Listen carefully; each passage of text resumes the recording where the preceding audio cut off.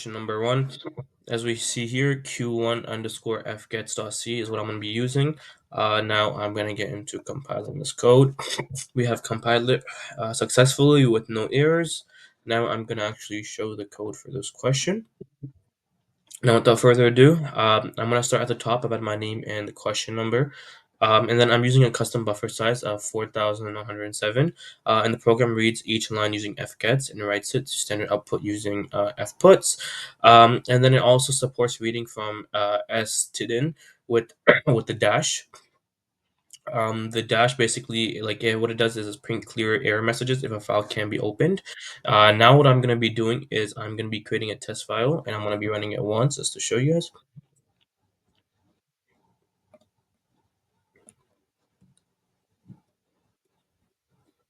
And now let's compile this from this guy.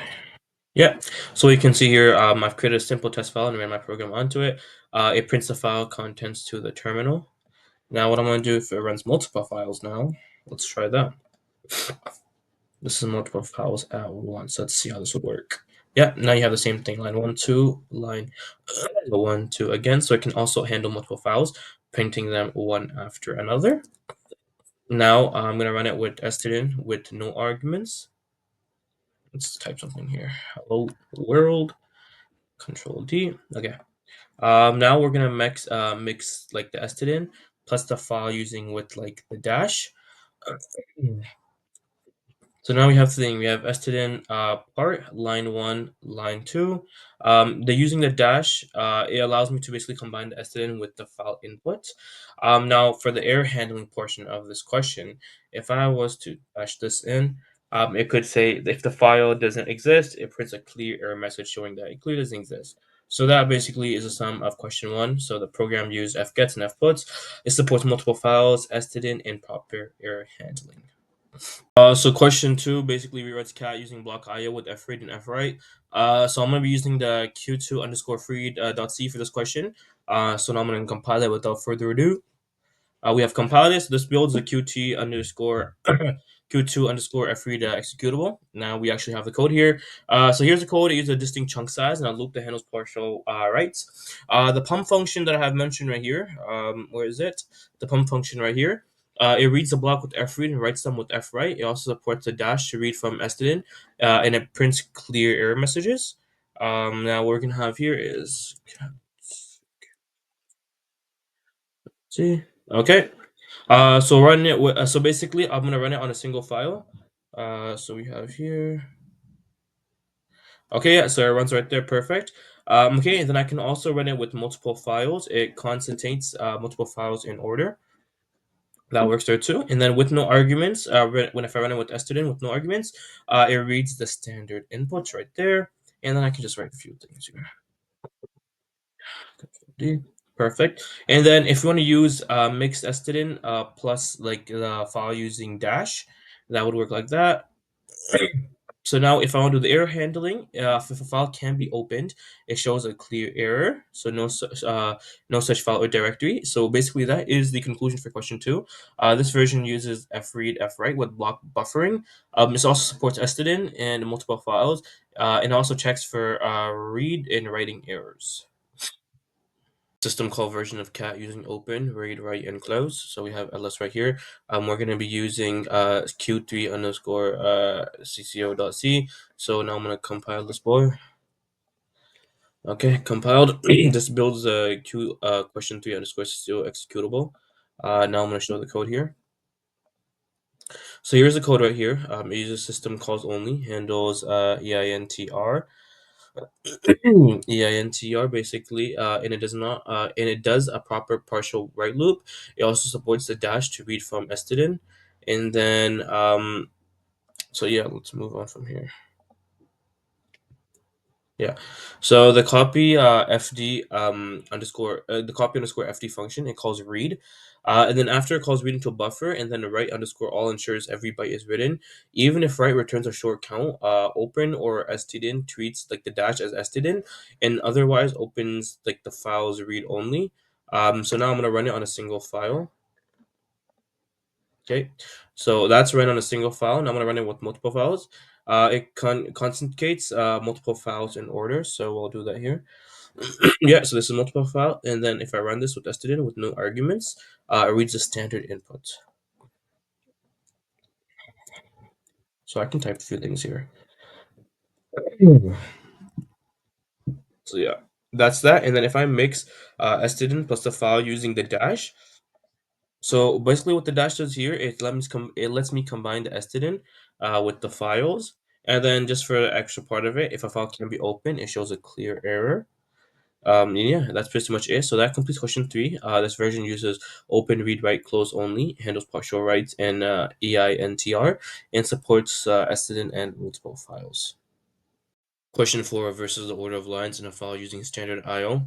So I'm going to be using the Q for reverse.c and the executable reverse file. I'm going to compile it with GCC. Let's do that. Okay, perfect. Okay, now I'm going to show the code. So here's the code. It is two passes. First, I record each line starting offset with ftel, and then I fseek back from last to first and write lines in reverse. The read one line helper handles long long lines in a final line without a new line. Okay, so we have that. Okay, now I'm gonna use a demo to reverse a normal three-line file.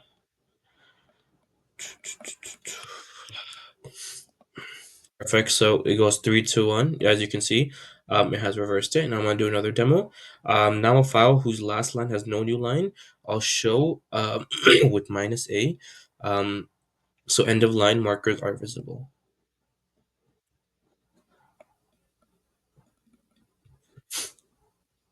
Yep. So as you can see, it says it prints in reverse. Third, no new line. Second, with the dollar sign in first the dollar sign. Notice that there's no dollar sign after third, no new line. That's providing that there's no trailing new line added. Now if I do the demo C, I'm going to do it on an empty input file, so the output is also empty. Okay.